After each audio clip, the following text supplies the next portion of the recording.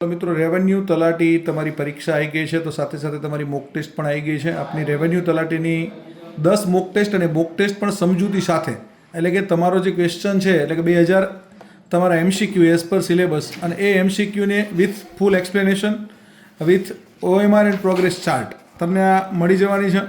બરાબર, સરસ મજાની તમારી મોક ટેસ્ટ તૈયાર થઈ ગઈ છે. રેવન્યુ તલાટી માટેની તમારી મોક ટેસ્ટ, એનો સિલેબસ પણ તમને આપેલો છે આગળ, અને પછી તમારી મોક ટેસ્ટ શરૂ થાય છે. ડબલ કલર પુસ્તક છે.